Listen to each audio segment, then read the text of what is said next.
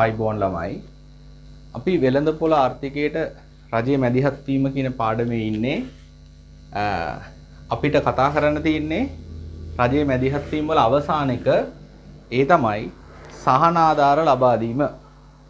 මේ වෙනකොට අපි අවසන් කරලා තියෙනවා ප්‍රධාන වශයෙන්ම රජයේ මැදිහත් වෙන ආකාර කීපයක්. එකක් තමයි මිල පාලනය කියලා අපි ඉගෙන ගත්තා. අවම මිල සහ උපරිම මිල. ඊට පස්සේ අපි ඉගෙන ගත්තා මිල ස්ථායීකරණය. ඊළඟට අපි ඉගෙන ගත්තා බදු පැනවීම. අවසාන එක විදිහට අපි ඉගෙන ගන්න යන්නේ සහන ආධාර ලබා දීම කියන එක. සහන ආධාර. දැන් අපි මේ වෙද්දි බදු කියන කොටස ඉවර කරලා තියෙන්නේ. බදු වගේම කරුණු ටිකක් තමයි සහන ආධාරවලත් ඉගෙන ගන්න තියෙන්නේ. බදු වගේම ටිකක්. ඒ නිසා කවුරු හරි කෙනෙක් බදු කියන කොටස බලන්න නැතුව සහන ආධාරවලට ආවනම් කරුණාකරලා සහන ආධාර බලන්න කලින් බදු කොටස ඉවර කරලා ඉන්න. බදු වල දැනුමත් ඕන වෙනවා සහන ආධාර ඉගෙන ගන්න. මොකද බදු වල ගියපු අනුපිළිවෙලම තමයි ඒ කරුණු ටික තමයි සහන ආධාර වලට අදාළ කරලත් අපි කතා කරන්නේ. සහන ආධාර දෙන එකත් ප්‍රධාන වශයෙන්ම පාරිභෝගිකයන්ට දෙන්නත් පුළුවන්, නිෂ්පාදකයන්ට දෙන්නත් පුළුවන්. පාරිභෝගිකයන්ට සහන ආධාර දෙන්න පුළුවන්. ඒ වගේම තමයි නිෂ්පාදකයන්ට දෙන්නත් පුළුවන්. පාරිභෝගිකයන්ට දුන්නොත් අපි කියනවා ඒක පාරිභෝගික සහන ආධාරයක් කියලා. නිෂ්පාදකයන්ට දුන්නොත් අපි කියනවා නිෂ්පාදක සහන ආධාරයක් කියලා. දැන් උදාහරණයක් විදිහට සමහර වගාවන් කිරීම වෙනුවෙන් ආණ්ඩුවෙන් අක්කරයකට යම් මුදලක් දෙනවා. පොල් වගා කරනවට, රබර් වගා කරනවට, තේ වගා කරනවට ඒ වගාවන් ප්‍රචලිත කරන්න. ඒතර වගා කරන එක්කෙනා නිෂ්පාදකයෙක්නේ. එතකොට ඒක නිෂ්පාදකීන්ට ලබා දෙන සහන ආධාරයක් විදිහට තමයි අපිට සලකන්න වෙන්නේ. ඒ වගේම තමයි ඇතැම් දේවල් මිලදී ගන්නකොට ආණ්ඩුවෙන් සහන ආධාරයක් දෙනවා නම් ඒක ඇවිල්ලා පාරිභෝගිකයන්ට අදාළ සහන ආධාරයක් විදිහටයි සලකන්න වෙන්නේ. මේක සරලයි. කාටද සහන ආධාරය දෙන්නේ කියන එකවත් තමයි සහන ආධාරය කොටස් දෙකකට බෙදලා තියෙන්නේ. බද්දත් ඒ වගේම තමයි. ඊළඟට මේ පාරිභෝගිකින්ට දෙන සහන ආධාර කොටස් දෙකකට කඩන්න පුළුවන්. එකක් ඒකක සහන ආධාර. ඒකක සහන ආධාර කියලා කියන්නේ භාණ්ඩ ඒකකයකට නිශ්චිත වටිනාකමක් සහන ආධාර විදිහට ලබා දෙනවා. භාණ්ඩ ඒකකයක නිශ්චිත වටිනාකමක්. භාණ්ඩ ඒකකයේ රුපියල් 10ක්. භාණ්ඩ ඒකකයේ රුපියල් 100ක්. ඒ වගේ. ඒතකොට මෙතෙන්දී භාණ්ඩයේ විකුණුම් මිල අදාළ වෙන්නේ නැහැ. රුපියල් 10ක් ඒකකයකට දුන්නාම භාණ්ඩයේ රුපියල් 50ට වික්කත් හම්බෙන්නේ රුපියල් 10යි, 100ට වික්කත් හම්බෙන්නේ 10යි. ඊළඟට අනිත් සහන ආධාර වර්ගය තමයි ප්‍රතිශතක සහන ආධාර කියන එක. මෙතෙන්දි වෙන්නේ භාණ්ඩයේ මිලෙන් යම් ප්‍රතිශතයක් තමයි සහන ආධාරයේ විදිහට ලබා දීම සිද්ධ කරන්නේ. භාණ්ඩයේ මිලෙන් 10%ක්. එතකොට භාණ්ඩයේ රුපියල් 50ට වික්කොත් සහන ආධාරය රුපියල් 5යි. භාණ්ඩයේ රුපියල් 100ට වික්කොත් සහන ආධාරය රුපියල් 10යි. එතකොට සහන ආධාරයේ වටිනාකම තීරණය වෙනවා භාණ්ඩයේ මිල අනුව. නිෂ්පාදකීන්ට දෙන සහන ආධාරත් ඒ වගේම තමයි. ඒකක සහන ආධාරයක් දෙන්න පුළුවන්. හදන මේ විකුණන ඒකකයකට රුපියල් ගන්න. එහෙම නැත්නම් භාණ්ඩේ විකුණුම් මිලෙන් කිසියම් ප්‍රතිශතක සහන ආධාරයක් ওই විදිහට දෙන්න පුළුවන්. හරිද? ඒතර මේ වගේම වර්ගීකරණයක් මම ඉගෙනුවා මොනවේද? බදු වල. බදු වලත් ওই වගේම වර්ගීකරණයක් තිබ්බා. ඊළඟට මේ සහන ආධාරයක් ලබා දුන්නාම ඒක ලබා දෙන්නේ පාරිභෝගිකයන්ට නම් පාරිභෝගිකින්ට සහන ආධාරයක් දෙනකොට ප්‍රධාන කාරණේ තමයි කාට සහන ආධාරයක් දුන්නා සහන ආධාරයෙන් වෙන්නේ ඒ සහන ආධාරය ලබන එක්කිනාව ධෛර්යමත් කරන එක. දැන් බද්දක් පැනෙවුවාම බදු පනවනකොට හැමෝම අකමැතිනේ. සහන ආධාර දෙනකොට හැමෝම කැමති. හරිද? එතකොට පාරිභෝගිකයන්ට දුන්නාම පාරිභෝගිකව ධෛර්යමත් වෙනවා. නිෂ්පාදකයන්ට දුන්නාම නිෂ්පාදකයෝ ධෛර්යමත් වෙනවා. ඒතර පාරිභෝගිකව ධෛර්යමත් වීම අපේ මේ වෙළඳ පොළ ආර්ථිකය ඇතුලේ දකින්න තියෙන පාරිභෝගිකයන්ගේ බලවේගය තමයි ඉල්ලුම. ඒතර ඉල්ලුම ධෛර්යමත් වෙනවා. එතකොට වෙන්නේ මොකද්ද? ඉල්ලුම වැඩි වෙනවා. ඉල්ලුම ඉහළ යනවා. නිෂ්පාදකයන්ට දුන්නොත් නිෂ්පාදකයන්ගේ බලවේගයේ සැපයුම එතකොට නිෂ්පාදකයෝ ධෛර්යමත් වෙලා සැපයුම වැඩි කරනවා. එතකොට මේ සහනාධාරයේ ඒකක සහනාධාරයක් නම් හිතන්න මේ තියෙන ඉල්ලුම් වක්‍රය. මේ තියෙන ඉල්ලුම් වක්‍රය. D. මේ සහනාධාරයේ ඒකක සහනාධාරයක් නම් ඉල්ලුම වැඩි වුණාම අනිවාර්යයෙන්ම ඉල්ලුම් වක්‍රයේ කොහෙටද විතැන් වෙන්න ඕනේ? දකුණට විතැන් වෙන්න ඕනේ. ඉල්ලුම වැඩි වුණාම ඉල්ලුම් වක්‍රයේ දකුණට විතැන් වෙනවා. ඒතර මේ ඉල්ලුම් වක්‍රයේ දකුණට විතැන් වෙනවා. හැබැයි මේ ඉල්ලුම් වක්‍රයේ විතැන් වෙන්නේ සමාන්තරව. ඒකක බද්ධිත් ඔයා දැක්කා. ඒකක වුණාම සමාන්තරව තමයි විතැන් වෙන්නේ. ඒකක සහනාධාරෙත් ඒ වගේ තමයි සමාන්තරව විතැන් වෙන්නේ. මෙන්න මේ වක්‍ර දෙක අතර සමාන්තර වුණාම මේ වක්‍ර දෙක අතර දුර හැම වෙලෙම සමානයි. ස්ථාවරයි. මේ දුරෙන් පෙන්වන්නේ සහනාධාරය. සහනාධාරයට අපි සබ්සිඩි කියලා කියනවා. S කියලා දාමු. හරිද? දකුණට විතැන් වෙනවා සමාන්තරව. ඊළඟට ප්‍රතිශතක සහනාධාරයක් දුන්නාම පාරිභෝගිකයට ඒත් ඉල්ලුම තමයි වැඩි වෙන්නේ. ඒතකොට ඉල්ලුම් වක්‍රය දකුණට විතැන් වෙන එක තමයි වෙන්නේ. P Q. අපි හිතමුකෝ තමයි ඉල්ලුම් වක්‍රය කියලා. හැබැයි මෙතනදී මේ වක්‍රය විතැන් වෙන්නේ ආංශිකව. මෙන්න මේ විදිහට. D1.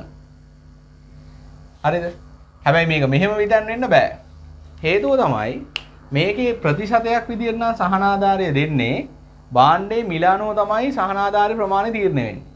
මෙන්න මේ පල්ලෙහාදීම මිල බිඳුව නිසා සහනාධාරයේ බිඳුවක් වෙන්න ඕන. ඒ හින්දා තමයි මෙන්න මේ මූල ලක්ෂයේදී මේ වක්‍රයේ ප්‍රමාණාක්ෂයෙන් එකම තැනින් පටන් ගන්න. උඩට යන්න බලන්න මේ වක්‍ර දෙක අතර දුර වැඩි වෙලා තියෙනවා. දුරින් පෙන්වන්නේ සහනාධාරය. මෙතන වගේම තමයි. හැබැයි මෙතන සහනාධාරය ස්ථාවර නැහැ. මිල වැඩි වෙන්න සහනාධාරය වැඩි. ඊළඟට නිෂ්පාදකයන්ට ඒකක සහනාධාරයක් දුන්නා. නිෂ්පාදකයාට අදාළ බලවේගය තමයි සැපයුම. සැපයුම ධෛර්යමත් වෙනවා කියන්නේ සැපයුම් වක්‍රය දකුණට විතැන් වෙනවා. අපි හිතමු මේක තමයි සැපයුම් වක්‍රය කියන්නේ. ඒකක සහනාධාරයක් නම් මේ වක්‍රය විතැන් වෙන්නේ මෙන්න මෙහෙම සමාන්තරව. බැලූ බැල්මටම මේ වක්‍ර දෙක අතර පරතරය ස්ථාවරයි කියලා පේන්න ඕන. මෙන්න මේ දෙක අතර ලම්බ උසෙන් පෙන්නනවා නැත්නම් වක්‍ර දෙක අතර පරතරයෙන් පෙන්නනවා සහනාධාරය. අවසාන වශයෙන් නිෂ්පාදකයාට අපි හිතමු දුන්නා කියලා ප්‍රතිශතක සහනාධාරයක්. හරි. ප්‍රතිශතක සහනාධාරයක් දුන්නාම මේ වක්‍රය විතැන් වෙන්නේ ආංශිකව. දකුණට විතැන් වෙනවා හැබැයි ආංශිකව.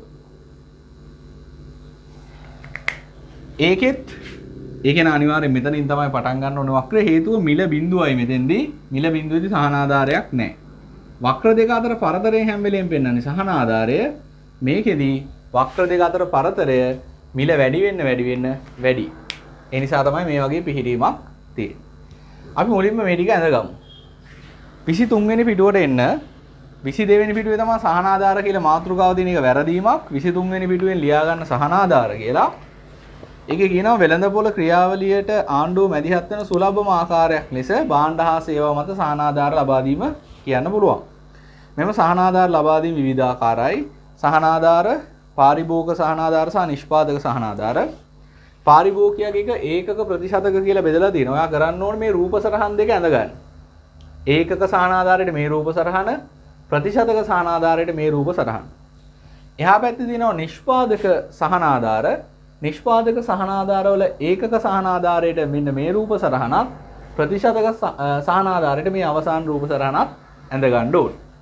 හරිද? හරි. මම දිගටම වීඩියෝ එක කරගෙන යනවා. පුරුදු විදිහට ඔයා වීඩියෝ එක නවත්තලා මේ බෝඩ් එකේ තියෙන එක බලාගෙන ඇඳ ගන්න. ඇඳගත්තට පස්සේ නැවත පාඩමත් එක්ක සම්බන්ධ වෙන්න. වෙලාව ඉතුරු කරගන්න එහෙම කරන්න. හරි. ඔයා ඇඳලා ඉවර නම් දැන් මේකේ පල්ලෙහා තියෙනවා තව පොඩි කොටුවක්. ඒ පොඩි කොටුවේ ලියාගෙන යන්න ඕනේ මේ වක්‍රයේ හැසිරීම මොන වගේද කියලා. ලියන්න මෙන්න මෙතන. ඔයාලට පේනවා ඇති ඒකක සහනාධාරය යට කොටුවක් තියෙනවා. ඒකේ ලියන්න ඉල්ලුම් වක්‍රය සමාන්තරව දකුණට විදැන්වේ. ඉල්ලුම් වක්‍රය සමාන්තරව දකුණට විතැන්වේ. ඉල්ලුම් වක්‍රය සමාන්තරව දකුණට විතැන්වේ. ප්‍රතිශතක සහනාධාරයේදී ලියන්න ඉල්ලුම් වක්‍රය ආංශිකව දකුණට විතැන්වේ. ආංශිකව දකුණට විතැන්වේ. හැමදාම මේ සහනාධාරය කියන එක පෙන්වන්න ඕනේ. මේ සහනාධාරය පෙන්වන්න ඕනේ කෙලින් උසකින්. මෙහෙම ඇදේට ඇඳලා හරියන්නේ නැහැ. හරි. ඊට පස්සේ නිෂ්පාදක සහනාධාරයේ ඒකකයකට ලියන්න සැපයුම් වක්‍රය සමාන්තරව දකුණට විතැන්වේ. අවසානෙට ප්‍රතිශතකයේ ලියන්න සැපයුම් වක්‍රය ආංශිකව දකුණට විතැන්වේ.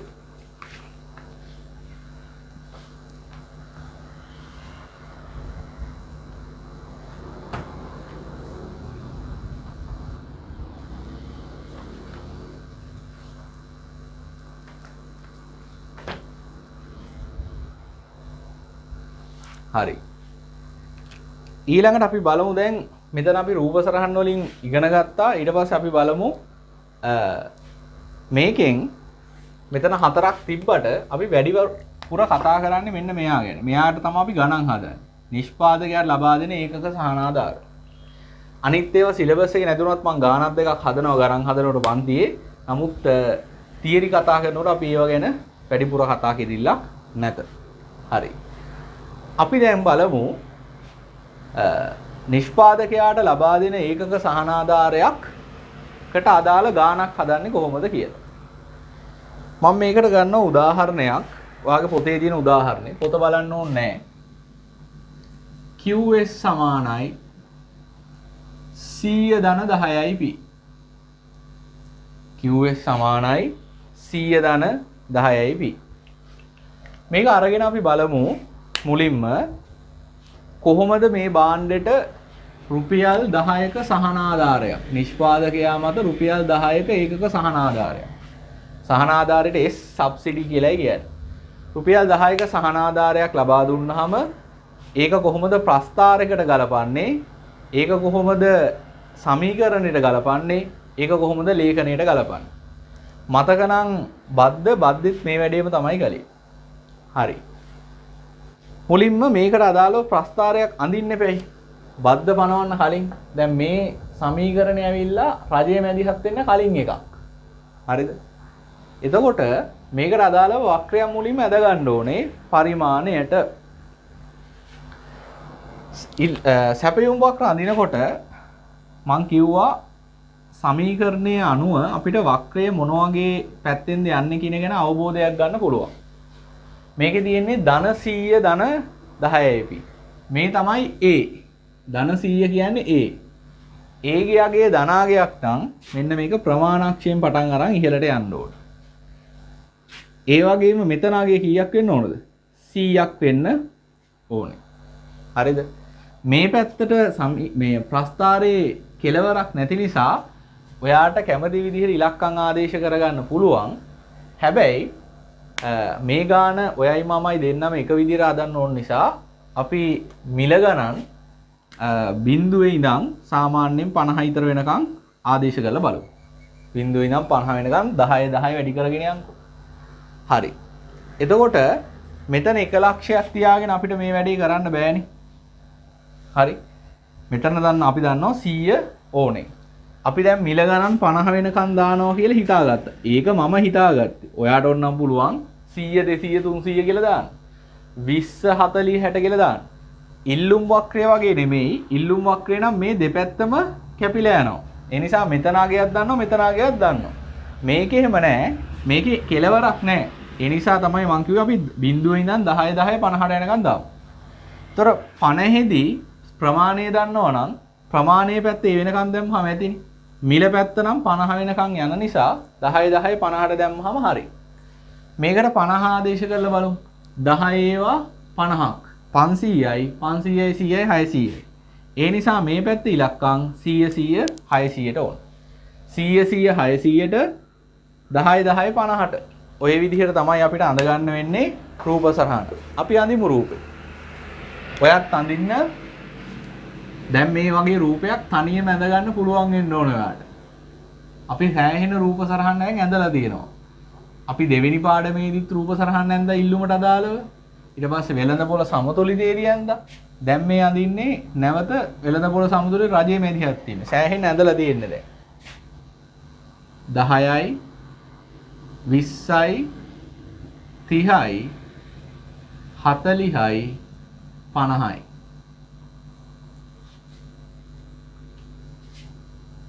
100යි 200යි 300යි 400යි 500යි 600යි මේ ප්‍රමාණය පැත්ත. හරි. අපි එකක් දන්නවා මේක 100ෙන් පටන් ගන්නවා කියලා. 100ෙන් පටන් ගන්නවා කියලා දන්නවා. අනිත් එක අපි දන්නවා 50 දී 600යි කියලා හරියට මැනලා අඳින්න. 50 දී 600යි. සාමාන්‍යයෙන් මේ වගේ. දැන් මේ දෙක යා කළා අඳින්න. ලක්ෂ දෙකක් තිබ්බහම සරල රේඛාවක් අඳින්න ප්‍රමාණවත්. ඉතුරු ඔක්කොම ලකුණු කරලා හොයාගෙන යන්නත් ප්‍රශ්නයක් නැහැ. කොහොමත් මේක තමයි එන්නේ.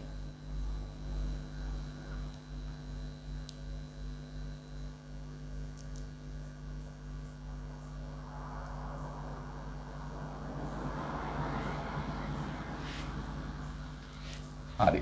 මම ඕන ලකුණු කරලා මදින්නම් 10 තියෙන්නේ 200ක්. තොර නැත්තම් මගේ රූප සරහන හුඟක් කරදුනොත් ඇඳ ගන්න බෑ. 300යි 30 දී 400යි 5 40 දී 500යි 50 දී 600යි.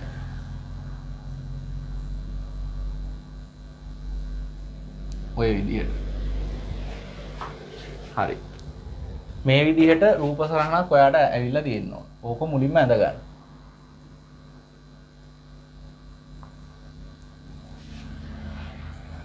හරි. දැන් මම කීප වතාවක් කියලා දීලා තියෙනවා සැපයුම් වක්‍රකින් පෙන්නනවා කියලා නිෂ්පාදකයින් එක් එක් ප්‍රමාණයන් වෙළඳපොළට සපයන්න ඒකකයක් වෙනුවෙන් බලාපොරොත්තු වෙන අවම මිල. ඒක මම සෑහෙන වතාවක් කියලා දීලා තියෙනවා. සැපයුම් වක්‍රයක් මෙහෙම ඇඳම මේ ප්‍රමාණය වෙළඳපොළට සපයන්න නම් මෙන්න මේ මිල ඒකකයක් වෙනුවෙන් නිෂ්පාදකයාට හම්බෙන්න ඕන. නැත්තම් එයා සපයන්නේ නැහැ. මේ ප්‍රමාණය වෙළඳපොළට සපයන්න නම් ඒකකයක් වෙනුවෙන් මෙන්න මේ මිල හම්බෙන්න ඕන. ඇයි එහෙම ප්‍රමාණය වැඩි වෙනකොට බලාපොරොත්තු වෙන මිල වැඩි වෙන්නේ කියන ඒවා දැන් සෑහෙන පරණ කතා. සැපයුම එහෙම සෑහෙන කාලයකට කලින් ඉගෙන ගත්තේ. කොහොම වෙතත් මේ සැපයුම් වක්‍රෙනුත් ඒ දේම තමයි පෙන්වන්නේ. එක එක ප්‍රමාණයන් වෙළඳපොළට සපයන්න නිපදවලා නිෂ්පාදකයෝ බලාපොරොත්තු වෙන අවම මිල තමයි ඔය රූප සරහනෙන් පෙන්වන්නේ. උදාහරණයක් විදිහට දැන් වෙළඳපොළට ඒකක 300ක් සපයනවා ඒකකයක් වෙනුවෙන් වෙළඳපොළෙන් රුපියල් 20ක් හම්බ වෙනවා නම් ඒකක 500ක් වෙළඳපොළට සපයන්න කැමති ඒකකයක් වෙනුවෙන් රුපියල් 40ක් දෙනවා නම් දැන් මේ තත්ත්වය යටතේ රුපියල් 10ක සහනාධාරයක් ආණ්ඩුවෙන් දෙනවා. හරිද? මේ තියෙන්නේ බලාපොරොත්තු වෙන අවම මිලනේ. හරි. උදාහරණයක් විදිහට ඒකක 300ක් දෙනවා රුපියල් 20ක් හම්බ වෙනවා. හැබැයි දැන් ආණ්ඩුවෙන් රුපියල් 10ක් දෙන නිසා ඒකකයකට නිෂ්පාදකයා වෙළඳපොළෙන් බලාපොරොත්තු වෙන මිල මොකද කරන්නේ? අඩු කරනවා සහනාධාර ප්‍රමාණය. නිෂ්පාදකයා මේ බලාපොරොත්තු වෙන්නේ එයාට භාණ්ඩ හදන්න ගිය පිරිවැයට සමාන මුදලක්නේ අවම වශයෙන්. හරිද? පොඩි ලාභයකුත් තියාගෙන එයා බලාපොරොත්තු වෙන අවම මිල හැදෙන්නේ එහෙමයි. එතකොට එයාට මේක වෙළඳපොළෙන් හම්බුනත් එකයි වෙන කවුරු හරි ගෙනත් දුන්නත් එකයි. එතකොට වෙන්නේ මොකද්ද? ආණ්ඩුව කිව්වහම අපි ඔයාලට හැම එකකේම රුපියල් 10ක් දෙනවා කියලා අර වෙළඳපොළෙන් බලාපොරොත්තු වෙන මිල නිෂ්පාදකයා රුපියල් 10කින් අඩු වෙනවා. හරිද? ඒ කියන්නේ මෙන්න මේ වගේ වැඩක්. හිතන්න මෙන්න මෙතන. ඒකක 200ක් සපයනවනේ රුපියල් 10ට. වෙළඳපොළෙන් රුපියල් 10ක් දුන්නොත් 200ක් සපයනවා. දැන් ආණ්ඩුවෙන් රුපියල් 10ක් දෙනවනේ. එතකොට මොකද කරන්නේ? වෙළඳපොළෙන් කලින් 10ක් තමයි බලාපොරොත්තු උනේ. ඒක 10කින් අඩු වෙනවා. නිෂ්පාදකයාට ඕනේ 10ක් වෙළඳ පොලෙන් ආණ්ඩුවෙන් 10ක් දෙනවා මේ තියෙන සහනාධාරය මේ තියෙන්නේ පාරිභෝගිකයන්ගෙන් හම්බෙන මිල හරි PB කියන්නේ පාරිභෝගිකයන්ගේ වෙන මිල එතකොට නිෂ්පාදකයා බලාපොරොත්තු වෙන මිල කීයක් වෙනවද දැන් බිඳුවක් වෙනවා ඒ කියන්නේ කලින් රුපියල් 10 තත්වයයි දැන් රුපියල් 0 තත්වයයි දෙකම එකයි කලින් රුපියල් 10 දී ආණ්ඩුව මැදිහත් වෙන්නේ නැති නිසා නිෂ්පාදකයාට ඒකකයකට 10ක් හම්බුනවා. දැන් රුපියල් 0 දී වෙළඳ පොලෙන් 0යි ආණ්ඩුවෙන් කොහොමද 10ක් දෙනවා. ඒ නිසා කලින් වගේම නිෂ්පාදකයාට රුපියල් 10ක් හම්බෙනවා. ඒ නිසා දැන් එයා මොකද කරන්නේ? ඒකක 200ක් සපයන්න කැමති වෙනවා රුපියල් 0ට. හරිද? ඊළඟට ඒකක 300ක් සපයනවා වෙළඳ පොලේ මිල 20ක් විදියට හම්බෙනවනම් පාරිභෝගිකයා 20ක් දෙනවා 20ක් දුන්නොත් තමයි එයා නිෂ්පාදකයා ඒක සපයන්න කැමති උනේ හරිද මේක PB නෙවෙයි PS නිෂ්පාදකයා බලාපොරොත්තු වෙන මිල ආණ්ඩුවෙන් 10ක් දෙනවා ඒතකොට පාරිභෝගිකයාගෙන් ගන්න ඕනේ කීයද 10යි ඒ කියන්නේ කලින් 20 තත්වයයි දැන් 10 තත්වයයි එකයි කලින් 20යි විතරයි හම්බුනේ දැන් වෙළඳ පොලෙන් 10යි ආණ්ඩුවෙන් 10 ඒත් 20යි. ඒ නිසා 300ක් සපේනවා දැන් 10ට. මොකද වෙළඳ පොලෙන් 10ක් හම්බුනාම ආණ්ඩුවෙන් හම්බෙන 10ත් එක්ක 20ක් හම්බෙනවා. නිෂ්පාදකයා බලාපොරොත්තු වෙනවා නම් හරි. 400ක් සපයන්නේ 30ක් නිෂ්පාදකයා බලාපොරොත්තු වෙනවා. හැබැයි ආණ්ඩුවෙන් 10ක් දෙන නිසා වෙළඳ පොලෙන් 20ක් හම්බුනාම ඒ නිසා දැන් 400 සපේනවා රුපියල් කීයද 20ට. ඔය විදිහට 500ක් සපයනවා රුපියල් 40ක් එයාට හම්බ වෙනවනම් ආණ්ඩුවෙන් 10ක් හම්බුනහම වෙළඳ පොලෙන් 30ක් හම්බුනහම ඇති. එතකොට වෙළඳ පොලේ රුපියල් 30 දී 500ක් සපයනවා. 600ක් සපයන්න නම් 50ක් ඕනේ. ආණ්ඩුවෙන් 10ක් දුන්නහම 40ක් වෙළඳ පොලෙන් ගත්තාම ඇති. එහෙනම් 600ක් දැන් දෙනවා. මෙන්න මෙහෙම. ඔයාට දෙන ඊට පස්සේ මේ ටික යා කරලා මේක ඇඳ ගන්න. වක්‍රේ විතැන්වෙනවා දකුණට. ඊළඟට ඔයා කිසියම් ප්‍රමාණයකදී බලන්න මේ වක්‍ර දෙක අතර සමාන්තර දුර හැම වෙලේම මෙතන තියෙන්නේ 10ක්. 10යි 20යි. මේ තමයි සහන ආධාරය. පැහැදිලිද? මේක අඳින්න කෙටි ක්‍රමයකුත් තියෙනවා. කෙටි ක්‍රමය තමයි ඔයා ගන්න ප්‍රමාණ දෙකක්. උදාහරණයක් විදියට ඔයා ලකුණු කරගන්න මම ලකුණු කරගන්නම් ප්‍රමාණ දෙකක්. මම ලකුණු කරගන්නවා 200 දී. මේක ලකුණු කරන්න ඕනේ කලින් සැපයුම් වක්‍රයට. 10යි නේ. තව එකක් මම ලකුණු කරගන්නවා 600 දී. ප්‍රමාණ දෙකකදී මිල ගණන් ලකුණු කරගන්න ඕනේ. ප්‍රමාණ දෙකකදී මිල. ඔය විදිහට යනවා. එතකොට මිල ඇවිල්ලා 50යි. ප්‍රමාණ දෙකකට අදාළ මිලවල් ලකුණු කරගත්තාට පස්සේ මේ තියෙන ප්‍රමාණ දෙකකට අදාළ මිල. මේ ප්‍රමාණයට අදාළ මිල මේ තියෙන්නේ. එහෙම ලකුණු කරගත්තාට පස්සේ ඔයාට කරන්න ඕනේ මේ ප්‍රමාණයේ දැන්ට තියෙන මිලෙන් බද්ද අඩු කරලා ලකුණු කරගන්න. 200 දී 10යි තියෙන්නේ 10න් 10ක් ගියා බිඳුවයි. 600 දී 50යි තියෙන්නේ 50න් 10ක් ගියාම 40යි. ලකුණු කරගන්න. ලකුණු කරගත්තාට පස්සේ සරල රේඛාවන්නේ සැපයුම් වක්‍රේ ලක්ෂ දෙකක් හොයාගත්තාම ඇති. මේ දෙක යා කරලා අදින්න. හැම එකම මෙහෙම හිතන්නම අවශ්‍ය නැහැ. නමුත් මේක තමයි ලොජික් එක මේක පිටිපස්සේ තියෙන්නේ.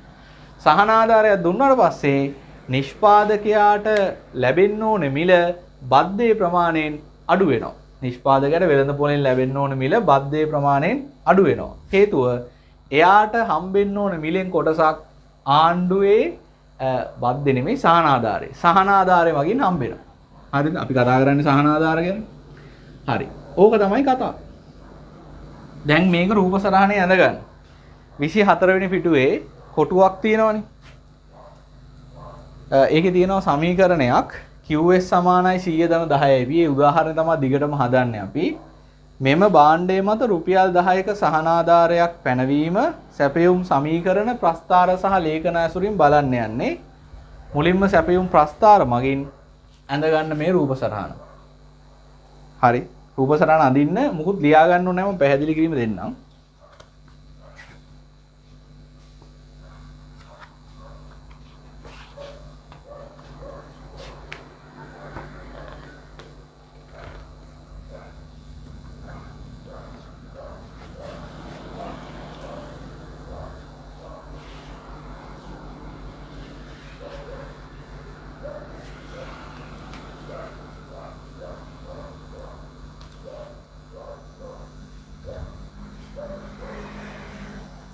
හරි. තව වෙලාව වොන්නම් වීඩියෝ එක නවත්තලා රූප සටහන ඇඳගෙන නැවත වීඩියෝ එක බලන්න. දැන් මේකේ විස්තරය ලියා ගන්න මෙන්න මෙහෙම. ඉස්සරහින් තියෙනවනේ හිස් රූල් ටිකක්. ඒ ටික ලියන්න මෙහෙම.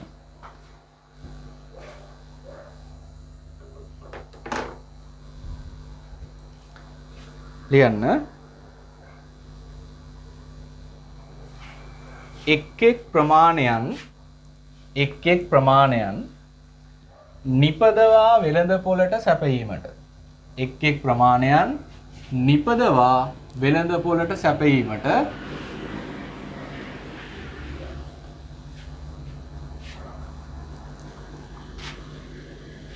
නිෂ්පාදකයින් ඒකකයක් වෙනුවෙන් බලාපොරොත්තු වන අවම මිල නිෂ්පාදකයින් ඒකකයක් වෙනුවෙන් බලාපොරොත්තු වන අවම මිල වෙළඳපොළ සැපයුම් වක්‍රයක් මගින් දැක්වේ. වෙළඳපොළ සැපයුම් වක්‍රයක් මගින් දැක්වේ. වරහන් ඇතුලේ S කියලා දාන්න. S කියන්නේ වෙළඳපොළේ සැපයුම් වක්‍රය. වෙළඳපොළ සැපයුම් වක්‍රයේ රජය නැහැ. අලුත් ඡේදකින් මෙහෙම ලියන්න. රජය වෙළඳපොළට මැදිහත් වී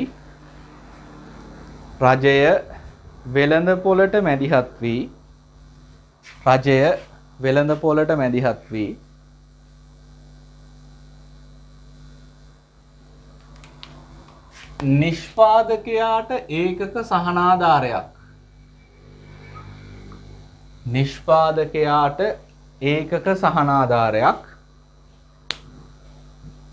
ලබා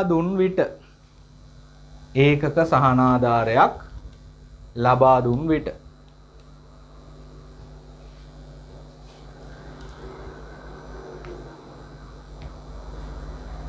නිෂ්පාදකයා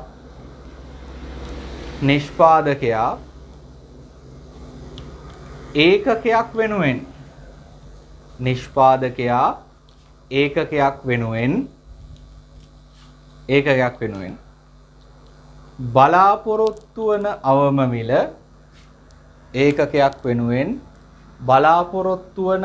මිල සහනාධාරයේ ප්‍රමාණයෙන්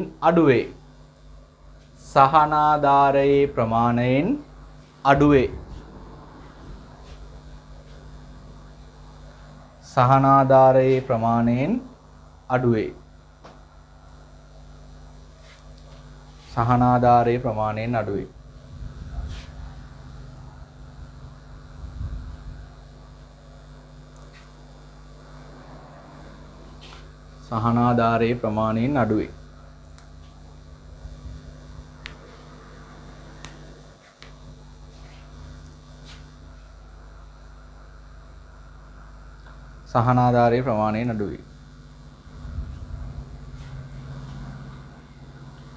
අලුත් ඡේදකින් ආයෙ ලියන්න. එම නිසා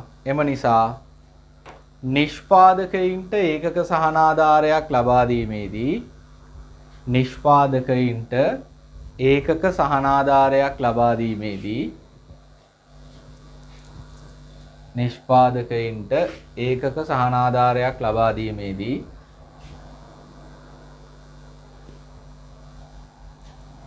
සැපයුම් වක්‍රය සහනාධාරයේ ප්‍රමාණයෙන්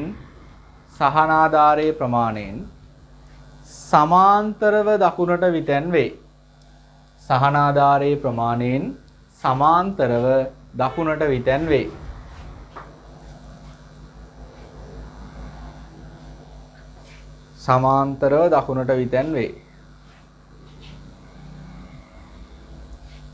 හරි. සමාන්තරව දකුණට විතැන් වේ.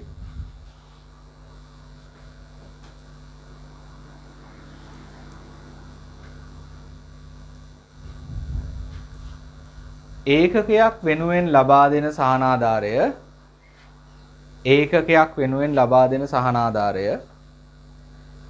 ස්ථාවර අගයක්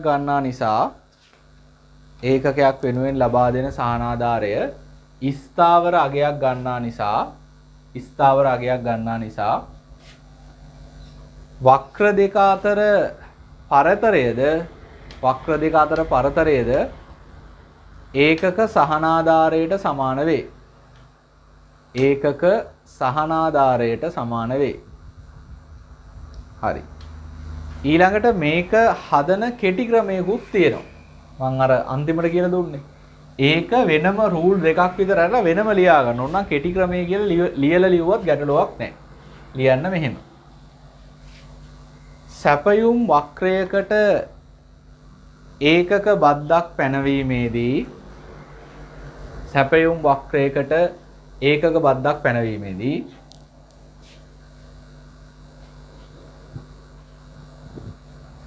ප්‍රමාණයන් දෙකක් තෝරාගෙන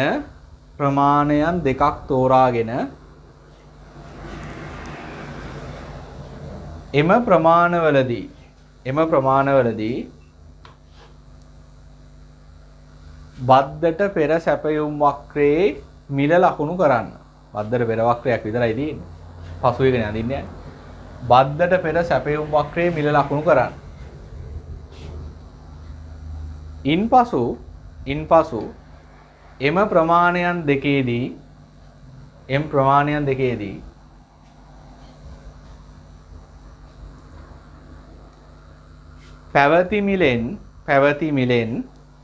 පැවති මිලෙන් සහනාධාරයක ප්‍රමාණයක් පහළට ලකුණු කරන්න. සහනාධාරයක ප්‍රමාණයක්, ඒ කියන්නේ රුපියල් 10ක් මේ ගාන නම් පහළට ලකුණු කරන්න. එලෙස ලැබෙන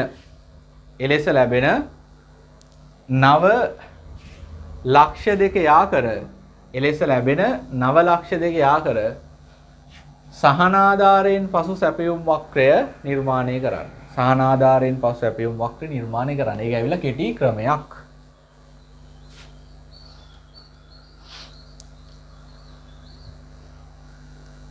ඊළඟට අපි බලමු සැපයුම් සමීකරණයට මේක කොහොමද දාන්නේ. ඔය තියෙන සැපයුම් වක්‍රයටනේ. සැපයුම්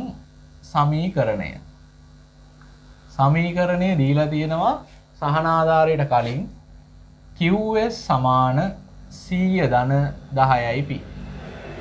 හරි. මේ සැපයුම් සමීකරණය වෙනස් කිරීමට අදාළ මූලික තියරි ටික මම බද්දෙදි කියලා දුන්නා.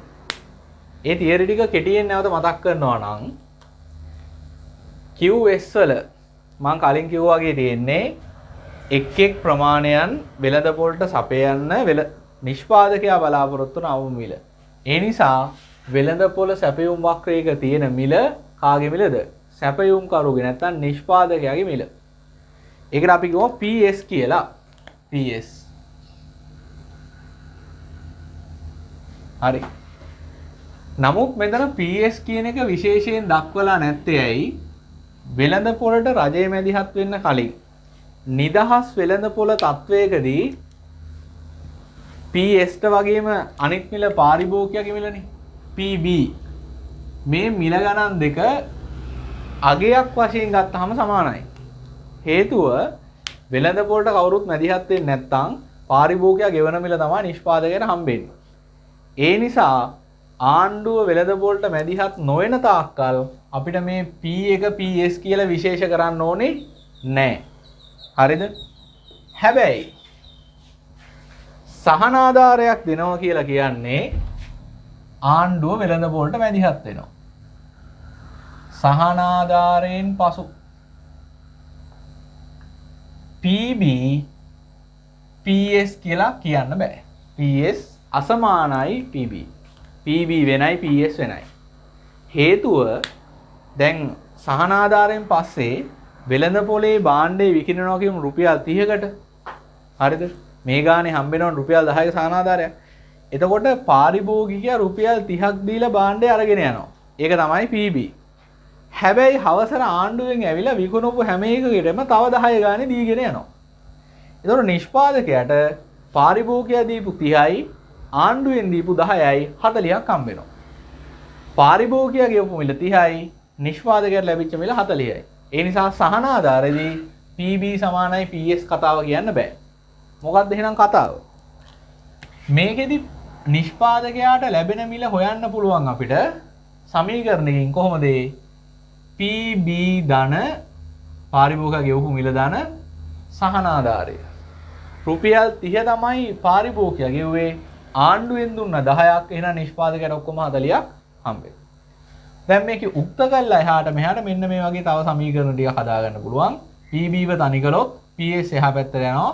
නිෂ්පාදකයා ලැබෙන මිලෙන් අඩු කරන්න ඕනේ සහනාධාරය. ඊළඟට සහනාධාරය කියලා කියන්නේ PS ඍණ PB. මේකෙදී නිෂ්පාදකයා ලැබෙන මිල විශාලයි පාරිභෝගිකයා ගෙවන මිලට වඩා.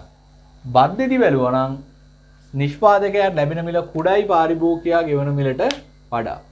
හරිද? ඒ නිසා අපිට දැන් සමීකරණ ලියන්න වෙනවා සහනාධාරයෙන් පස්සේ QS සමානයි 100 ධන නිකම් P දාන්න බෑ. PSම දාන්න ඕන. PS දැම්මත් වැඩේ එතනින් ඉවර වෙන්නේ නැහැ. හේතුව තමයි මේක ඊට පස්සේ අපි අරන් ගිහිල්ලා ඉල්ලුම් වක්‍රයත් එක්ක ගලපලා හදනවා මොකද්ද? ඉල්ලුම් වක්‍රයත් එක්ක සමාන කරලා හදනවා සමතුලිතයක්. ඉල්ලුම් වක්‍රය අදාළ වෙන්නේ පාරිභෝගිකයාට. එහෙනම් ඉල්ලුම් වක්‍රයේ තියෙන්නේ පාරිභෝගිකයා ගෙවන මිල හැම වෙලේ. ඒ නිසා මේ දෙක සමාන වෙන්නේ නැහැ. බද්දේ වගේම ඒ නිසා අපි PS අයින් කළා මේක PB බවට පත් කරන්න ඕනේ සමතුලිතය හොයාගන්න. ඒක කරන්නේ දැන් බද්දේ කරපු විදිය දන්නවා. PS තියාගෙන වැඩේ කරන්න බෑ. PS වෙනුවට මෙන්න මෙයාව ආදේශ කරනවා ප්‍රකාශනයක් විදියට. PS කිව්වත් එකයි PB ධනස් කිව්වත් එකයි. 10 කිව්වත් එකයි 6යි ධන 4යි කිව්වත් එකයි වගේ. ඊට පස්සේ ඔයා දැන් ගානේ දීලා තියෙනවනේ S කීයද කියලා. PB S කියන්නේ 10යි. ඒ කියන්නේ සහනාධාරය ඒකකයට 10යි. දැන් වරහන් අයින් කරන්න. වරහන් අයින් කරන්න නම් වරහණෙන් ඇතුලේ ඉන්න හැම එක්කෙනාම වෙන වෙනම වැඩි කරන්න ඕනේ වරහණෙන් එළියේ ඉන්න එක්කෙනාගේ. එළියේ ඉන්නේ ධන 10. නිකන් 10 නෙමෙයි ධන 10 ඉන්නේ. ධන 10 PB ගෙන් වැඩි කළාම PB ගේ ලකුණත් ධන සමාන ලකුණු ධන හරි ඍණ හරි වැඩි වුණාම උත්තරේ ධන. 10යි වැඩි කරාම PB ගෙන් 10යි PB. ධන 10 වැඩි කරනවා ධන 10න් ලකුණු සමානයි. එහෙනම් උත්තරේ ලකුණක් ධන 10ව 10ක් 100යි. ඊළඟට එහෙනම් අපිට කියන්න පුළුවන් 200 ධන 10යි PB. මේක නිකන් හරිද වගේත් බලන්න පුළුවන්. 100 ධන 10යි P කිව්වහම වක්‍රේ පටන් ගන්න ඕනේ 100 න්නේ. 200 ධන 10යි PB කිව්වහම එන වක්‍රේ පටන් ගන්න ඕනේ 200න්. හරිනේ? සැපයුම් සමීකරණේ ලියා ගන්න ඔය මම ලියලා තියෙන පියවර ටික ඒ විදිහටම ලියන්න. හැබැයි ඔයාගේ මෙන්න මේකේ පේලි ගොඩක් තියෙනවනේ. මේකේ මේ එක පැත්තක් ගන්න. ඉස්සරහ පැත්ත ඉඳ තියන්න පොඩි විස්තරයක් ලියන්න.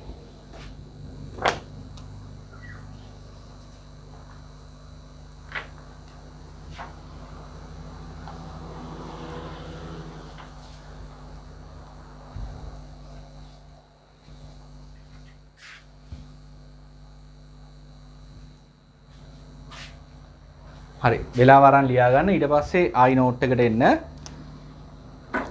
ඔයා ලියාගත්තේ නැත්නම් වීඩියෝ එක පොඩ්ඩක් නවත්තලා ලියාගෙන එන්න. ඒක මම හැම වෙලේම මතක් කරන්නේ මේක එක දිගට ලියාගෙන යන්න එපා. කලබලෙට ලියන්න දෙයක්වත් නැහැ. වෙලා අරන් ලියන්න.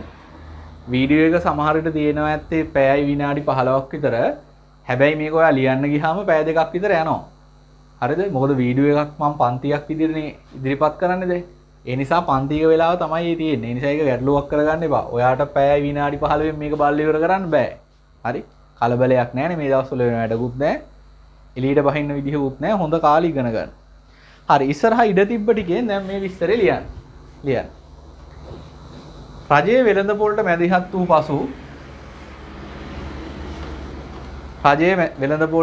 වූ පසු තවදුරටත්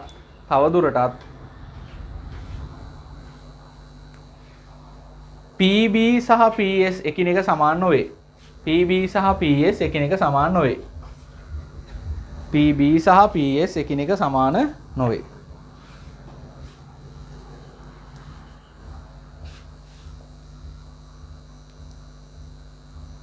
එම නිසා සැපයුම් සමීකරණය QS සමානයි මෙන්න මේ වේලිය. QS සමානයි ධන 100 ධන 10යි PS ලෙස ලිවිය යුතුය.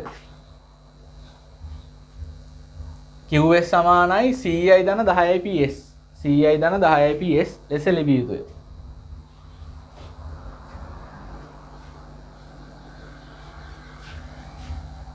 ඊළඟට අලුත් රූලකින් ලියන්න. මෙහිදී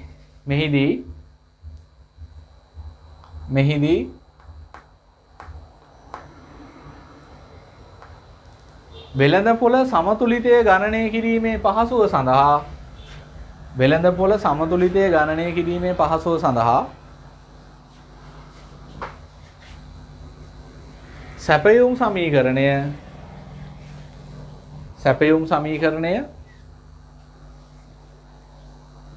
පාරිභෝගිකයා ගෙවන මිලෙන් සැපයුම් සමීකරණය පාරිභෝගිකයා ගෙවන මිලෙන් වරහන් ඇතුලේ ලියන්න PB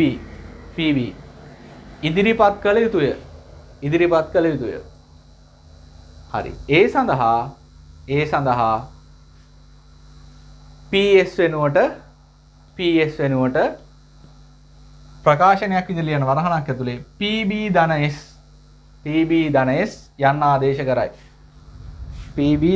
යන්න ආදේශ කරයි. වැඩේ හරි. අවසානට බලමු මේ කොහොමද සැපයුම් ලේඛනයකින් පෙන්වන්නේ.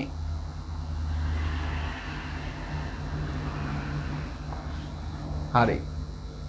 වගුවක් දීලා තියෙනවා මිල සහනාධාරයට පෙර සැපයුම් ප්‍රමාණය මම QS කියලා දාන්නම්. සහනාධාරයට පස්සේ සැපයුම් ප්‍රමාණය QS1 කියලා දාන්නම්. හරි. මිල ඔකේ තියෙනවා 60ට යනකම් වගේ දාන්න පුළුවන්. 10යි 20යි 30යි 40යි 50යි 60යි කියලා දාගන්න. වගුවට දාලා ඔයාට ලේසියෙන්ම පුළුවන් සහනාධාරයට කලින් සැපයුම් ප්‍රමාණ ටික හොයාගන්න. කොහොමද? මේ තියෙන්නේ සහනාධාරයට කලින් සැපයුම් සමීකරණේ. ඒකට මේ මිල ගණන් ටික ආදේශ කරලා බලන්න. එහෙම නැත්නම් මේ තියෙන්නේ සැපයුම් වක්‍රය සහනාධාරයට කලින් ඒකට අදාළ ප්‍රමාණ ටික දා ගන්නත් පුළුවන්. තනියම දාගන්න. ඉක්මනට දාන්න.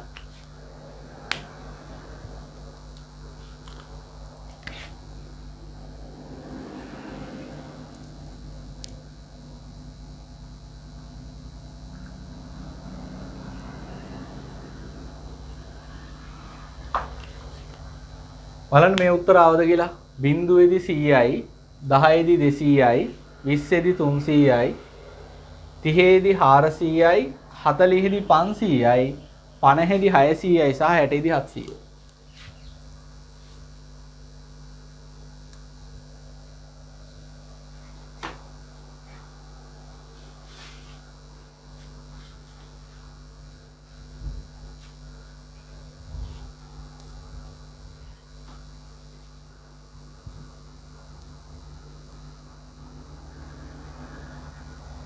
හරි.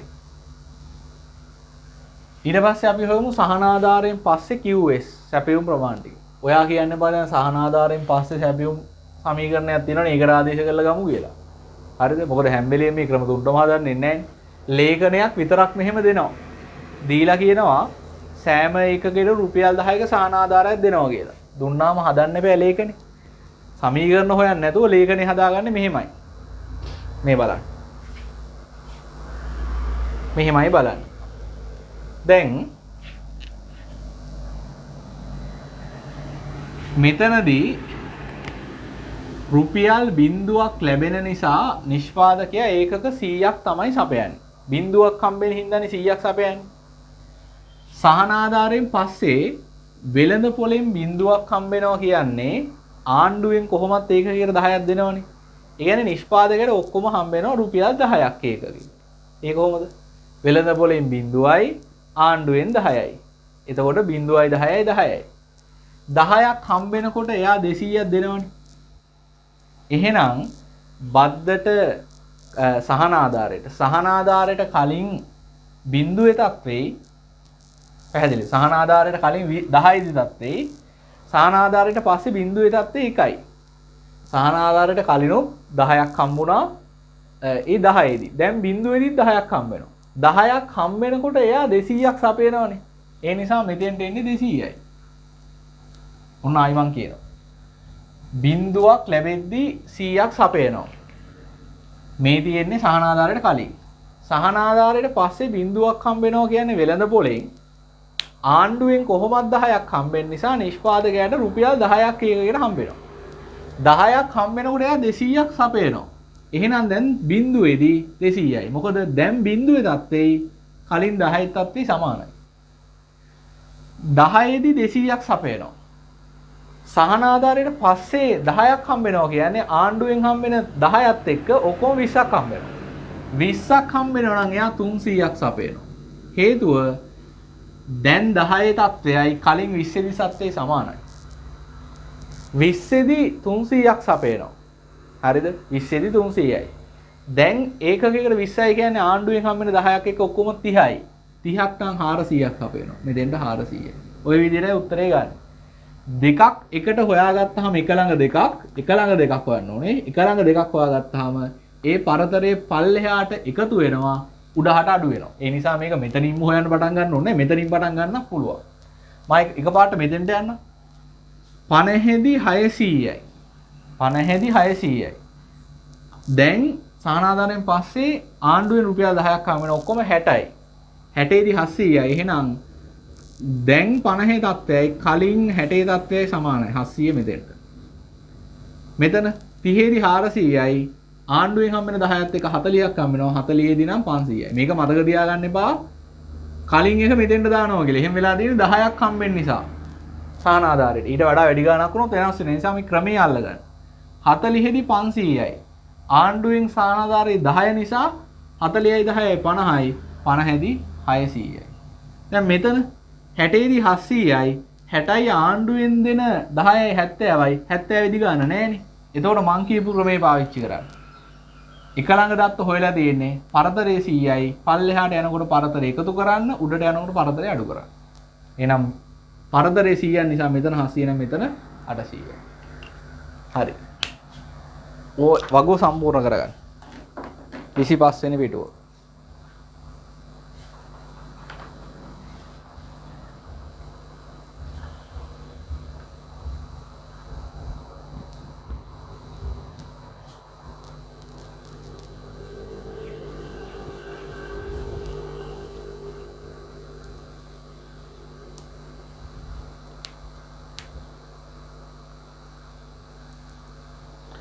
හරි. ලියලා ඉවර වෙලා පල්ලෙහායින් ලියන්න උදාහරණයක් කියලා. මේකේ මේ එක ඉලක්කමක් ගන්න විදිය මම කියන්න. වැඩි විස්තරයක් ඕනේ නැහැ. උදාහරණ ලියන්න මෙහෙම.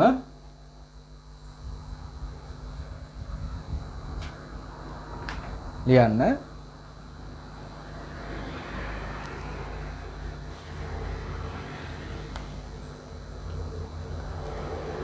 වෙළඳ පොලේ ඒකකයට රුපියල් 10ක් ලැබේ නම් වෙළඳ පොලේ ඒකකයකට රුපියල් 10ක් ලැබේ නම්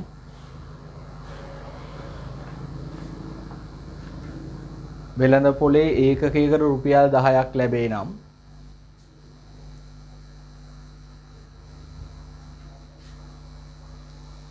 නිෂ්පාදකයන් ඒකක 200ක් වෙළඳ පොලට සපයයි. නිෂ්පාදකයන් ඒකක 200ක් වෙළඳ පොලට සපයයි.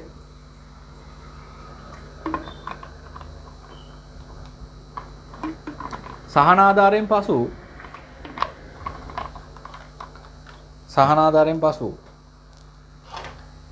වෙළඳ පොලේ ඒකකයකට රුපියල් 10ක් ලැබෙන විට වෙළඳ පොලේ ඒකකයකට රුපියල් 10ක් ලැබෙන විට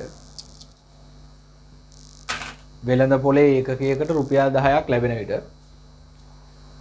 රජය විසින් ලබා දෙන රුපියල් 10ක සහනාධාරයේද සමග රජය විසින් ලබා දෙන රුපියල් 10ක සහනාධාරයේද සමග ඒකකයක් වෙනුවෙන් රුපියල් 20ක් නිෂ්පාදකයාට ලැබේ. ඒකකයක් වෙනුවෙන් රුපියල් 20ක් නිෂ්පාදකයාට ලැබේ.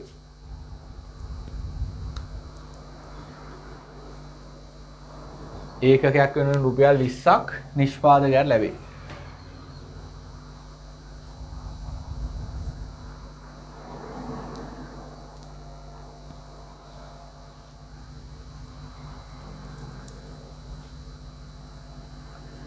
සහනාධාරයට පෙර සැපයුම් ලේඛනයට අනුව සහනාධාරයට පෙර සැපයුම් ලේඛනයට අනුව ඒකකයකට රුපියල් 20ක් ලැබේ නම් ඒකකයකට රුපියල් 20ක් ලැබේ නම් නිෂ්පාදකයින් ඒකක 300ක් සපයනු ඇත. නිෂ්පාදකයින් ඒකක 300ක් සපයනු ඇත. ඒකටම ලියන්න. ඒ අනුව සහනාධාරයෙන් පසු රුපියල් 10 දී පවතින තත්වයක් සහනාධාරයෙන් පසු රුපියල් 10 දී පවතින තත්වයක් සහනාධාරයට පෙර රුපියල් 20 දී පවතින තත්වයක් එකිනෙක සමාන වේ. සහනාධාරයට පෙර රුපියල් 20 දී පවතින තත්වයක් එකිනෙක සමාන වේ. ඒ අනුව සහනාධාරයෙන් පසු රුපියල් 10 දී කමාවක් දාන්න. සහනාධාරයෙන් පසු රුපියල් 10 දී කමාවක් දාලා සහනාධාරයට පෙර රුපියල් 20 දී සැපයූ සහනාධාරයට පෙර රුපියල් 20 දී සැපයූ ඒකක 300ක් වෙළඳපොළට සපයයි. ඒකක 300ක් වෙළඳපොළට සපයයි. මේ විදිහට තමයි සැපයුම් වක්‍රය, සැපයුම් සමීකරණය, සැපයුම් ලේඛනයට සහනාධාර ලබා දෙන්නේ. නිෂ්පාදකයා මත ලබා දෙන ඒකක සහනාධාර. දැන් අපි දන්නවා සහනාධාර නිෂ්පාදකයාට දුන්නාම ඒකක සහනාධාර සැපයුම් වක්‍රය වෙනස් වෙනවා. සැපයුම් වක්‍රය වෙනස් වෙනකොට වෙළඳපොළ සමතුලිතයත් වෙනස් වෙන්න බෑ. දැන් අපි බලමු මේක. සහනාධාර ලබා දුන්නාම වෙළඳපොළ සමතුලිතයට වෙන බලකය.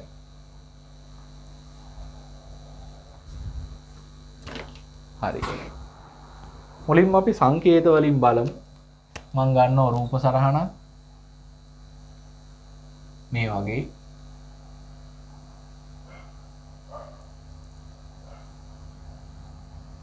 ඉල්ලුම සැපයුම සමතුලිත මිල P බිඳුව Q බිඳුව. ඔහොම තියෙද්දී ආණ්ඩුව නිෂ්පාදකයට ඒකක සහනාධාරයක් දෙනවා. එතකොට මේ සැපයුම් වක්‍රය සමාන්තරව දකුණට විතැන්වෙනවා. සමාන්තරව දකුණට. අලුත් සැපයුම් වක්‍රයයි කලින් තිබ්බ ඉල්ලුම් වක්‍රයයි හේතුව ඉල්ලුම් වෙනස් වෙන්නේ නැහැ. එකතු වෙලා අලුත් සමතුලිතයක් හදනවා. මේකට මම PB කියලා දානවා. මෙතෙන්ට මම Q1 කියලා දානවා. Q1. මතකද මම බද්දේදී කතාවක් කිව්වා. බද්දේදී මම කිව්වා බද්දට පස්සේ සමතුලිතයේ ලකුණු කරපු ගමම්ම කරන්න තියෙනවා වැඩක්. ඒ වැඩේ කළේ නැත්නම් ගාන වර්ධින එතනින් එහාට ඒ තමයි PS ලකුණු කිරීම. ඒක සහනාධාරයටත් පොදුයි. මොකද්ද කරන්න ඕනේ? සහනාධාරයෙන් පස්සේ අලුත් සමතුලිතයේ ලකුණු කරපු ගමන් ඊළඟට කරන්න ඕනේ PS හොයා ගන්නවා. ඒ කියන්නේ නිෂ්පාදකයාට ලැබෙන මිල. නිෂ්පාදකයාට ලැබෙන මිල වෙන්නේ පාරිභෝගිකයා ගෙවන මිලයි ධන සහනාධාරය. පාරිභෝගිකයා ගෙවන මිලයි සහනාධාරයේ එකතුව තමයි නිෂ්පාදකයාට හම්බෙන්නේ. පැහැදිලිද? එතකොට මේ තියෙන්නේ දැන් පාරිභෝගිකයා ගෙවන මිල. හරි. මේකට එකතු කළා නම් හරි සහනාධාරය. සහනාධාරය කියන්නේ අපි කලින් රූප සරණක් ඇඳා මේ සැපයුම් වක්‍ර දෙක අතර සමාන්තර දුර ඔය තියෙන සමාන්තර දුර. මෙන්න මේ ටික තමයි සහනාධාරය කියන්නේ. මේ තියෙනවා PB මේ හරිය S. S ලකුණු කළාට පස්සේ හම්බෙන මිල තමයි PS කියලා කියන්නේ. ඒක ලකුණු කළේ නැත්නම් උත්තරේ වැරදිනවා. පැහැදිලිද? ඒක මතක තියාගන්න කෙටි ක්‍රමයකුත් මං කිව්වා. ඒ ක්‍රමයේ මේකටත් වළංගුයි. අලුත් සමතුලිතයේ ඉඳගෙන පරණ සැපයුම් වක්‍රය හොයාගෙන කෙලින්ම යන්න. පරණ සැපයුම් වක්‍රය මේ පාරේ ඉන්නේ උඩින්. බද්දෙන හිටියේ පල්ලෙහා. උඩින් නම් කෙලින් උඩට ගියාම හම්බෙන මිල තමයි PS කියලා කියන්නේ. හරිද? ඒක නොකොලොත් ගාන වැරදි. හරි? ඒ නිසා මතක තියන් ඒක කරන්න. නැත්නම් අතිරික්ත එහෙම ඔක්කොම වරදිනවා. දැන් මේ ගාන අතිරික්ත හොයන්න පහසු වෙන්න මම මේකට දාගන්නවා සංකේත B C D E F G H. හරි. ඔය ටික තිබ්බහම ඇති. හරි. දැන් හොඳට බලන්න ඉන්න. දැන් මේ අවසාන වතාවල තමයි අපි මේ අතිරික්ත හොයන්න යන්නේ. අපි අවුම් මිල හැව්වා, උපරිම මිල, හරි, බදු වල හැව්වා, ගොඩක හැව්වා, ගණන් රූප වලින් හැව්වා, හැම එකටම ගානකුත් හැදුවා. දැන් මේ අන්තිම පාඩ අතිරික්ත බලන්න යන්නේ. හරි? එහෙම බලනකොට අතිරික්ත හොයාගන්න කෙටි ක්‍රමය මතක් කරගෙන යන්න. අතිරික්ත හොයන කෙටි ක්‍රමය. පාරිභෝගික අතිරික්තේ නම් කියන්න හිතේ. කොහොමද? පාරිභෝගිකයා ගෙවන මිල එහෙම නැත්නම් සමතුලිත මිලට ඉහළින් සහ ඉල්ලුම් වක්‍රයට පහළින් නිෂ්පාදක අතිරික්තය නම් නිෂ්පාදකයාට ලැබෙන මිලට පල්ලෙහායින් PS ට පල්ලෙහායින් සහ පළමු සැපයුම් වක්‍රය. දැන් මේ වගේ රූප සරණ සැපයුම් වක්‍ර දෙකක් තියෙනවා. කොයි වෙලේවත් පෙරවත් පසුවත් නිෂ්පාදක අතිරික්ත හොයන්න දෙවෙනි සැපයුම් වක්‍ර ගන්න නැහැ. පළවෙනි සැපයුම් වක්‍රයට උඩ. හරි. දැන් හොයමු අතිරික්ත අපි. පාරිභෝගික අතිරික්තය.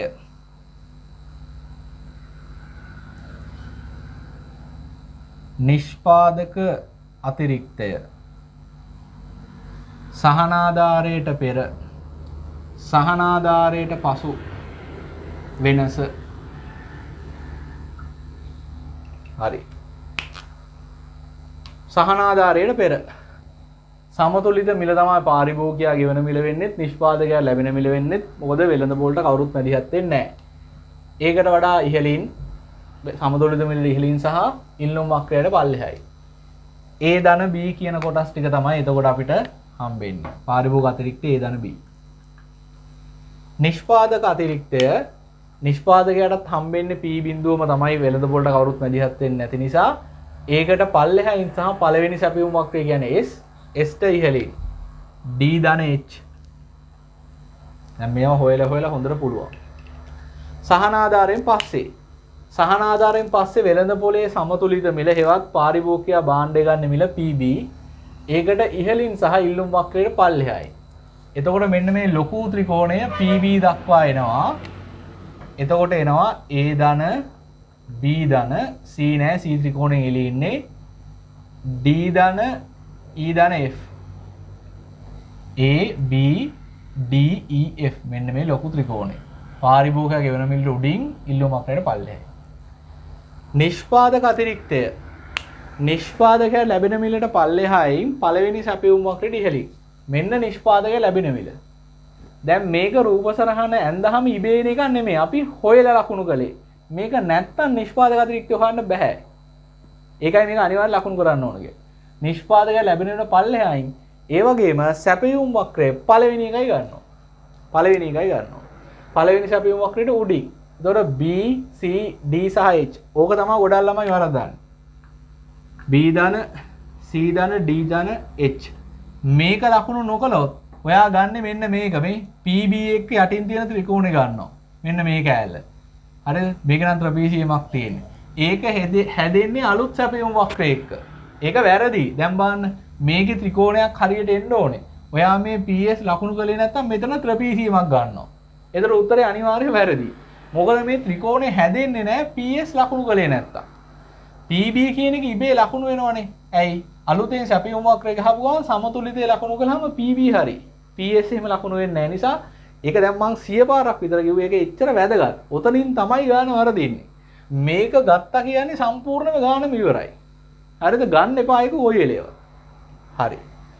ඊළඟට සහනාධාරයක් දුන්නාට පස්සේ රජයට වියදමක් යනවා මේ සහනාධාරය දෙන්න. රජයේ වියදම. කලින් රජයට වියදමක් නැහැ. පස්සේ රජයේ වියදම බලමු කීයද කියලා. මේ තියෙන්නේ එකක සහනාධාරය. හරිද? එකක සහනාධාරය. Q1 වගේ ප්‍රමාණයකට සහනාධාර දෙන්න ඕනේ. මේ එකක සහනාධාරය මෙන්න මේ ප්‍රමාණයට දෙන්න ඕනේ. එහෙනම් මෙන්න මේ ඍජු කෝණාශ්‍රය. B ධන C ධන D ධන E ධන F ධන G වියදමන් නිසා සම්පූර්ණ එකට මම පරහනක් දානවා. ඒතකොට මේ ඇතුලේ තියෙන ඔක්කොමලා ඍණ වෙනවා. හරිද? බලන්නකො හොයාගත්ත විදිය. ඒකක සහනාධාරය මේ සහනාධාරය දෙන්න ඕනේ මෙච්චර ප්‍රමාණයකට. ඒ කියන්නේ ඒකක සහනාධාරය වැඩි කිරීම නව සමතුලිත ප්‍රමාණය. එහෙමයි මේක හොයාගන්නේ. හරි. දැන් බලමු වෙනස්කම්. A B විදිහට තිබ්බ පාරිභෝග අතිරික්තය A B D E F දක්වා වර්ධනය වෙලා. එහෙනම් අලුතෙන් ඇවිල්ලා තියෙනවා D ධන E ධන F වැඩි වෙලා නිසා ධන විදිහටම තියෙනවා. D H විදිහට තිබ්බ නිෂ්පාදක අතිරික්තය අලුතෙන් ඇවිල්ලා තියෙනවා B ධන C. කලින් වියදමක් නැහැ දැන් වියදමක් තියෙනවා කියන්නේ වියදමේ වෙනස වියදමම තමයි. B ධන C ධන D ධන E ධන F ධන G B C D E F G. අවසානයේ අපි බලමු සමාජ පිරිවැය. මේ වෙනස්කම් ඔක්කොගෙම සුද්ධ ප්‍රතිඵලය. මෙතන D ධන මෙතන ඍණ මෙතන E ධන මෙතන E ඍණ F ධන F ඍණ B ධන B ඍණ මේ ඇතුලේ දිනේ ඔක්කොම ඍණ මොකද මේක වියදමක්. G කියන කොටසට රජයේ වියදම් කළා නමුත් ඒක කාටවත් එකතු වෙලා නැහැ. ඒ කියන්නේ රජයේ වියදම වැඩක් නැහැ. ඵල රහිතයි මේ කොටස. G කොටස හඳුනගමු අපි මේ දෙන G. ඔන්න ඔය එළියෙන් තියෙන ත්‍රිකෝණ කෑල්ල තමයි හැම වෙලේම සමාජ පිරිවැය වෙන්නේ. ඔය රූපසරහන ඇඳ ගන්න ටියුට් එකේ තැනක් නැහැ.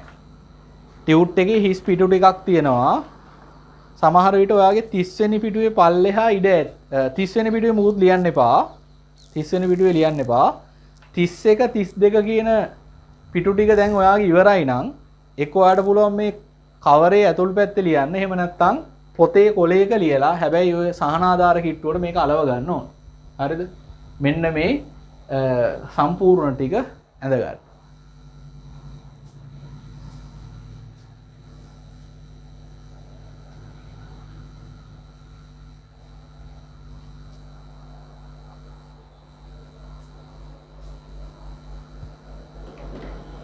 හරි. ඔයා වෙලාව අවශ්‍ය නම් තා වීඩියෝ එක නවත්තලා මේ කොටස පේන විදිහට නවත්තලා ඉතුරු ටික ඇඳ ගන්න පුළුවන් ඔයාට. අපි ඊළඟ කොටසෙන් බලනවා අපේ ටියුට් එකේ අන්තිම වීඩියෝ එක සහනාධාරයට අදාළව සංඛ්‍යා දත්ත සහිත ගානක් හදලා මේ ගාන තියෙනවා 26 වෙනි පිටුවේ සමීකරණයක් දීලා තියෙනවා. ඉල්ලුම් සැපයුම් සමීකරණයක්. ඔයාට ගෙදර වැඩ විදිහට 26 වෙනි පිටුවේ තියෙන පළවෙනි කොටස කරන්න පුළුවන් සමතුලිත මිල ප්‍රමාණය හොයන එක කරත හැකියි. ඊට පස්සේ ඒකට අදාළ රූප සරහන අඳින එක කරන්න පුළුවන්.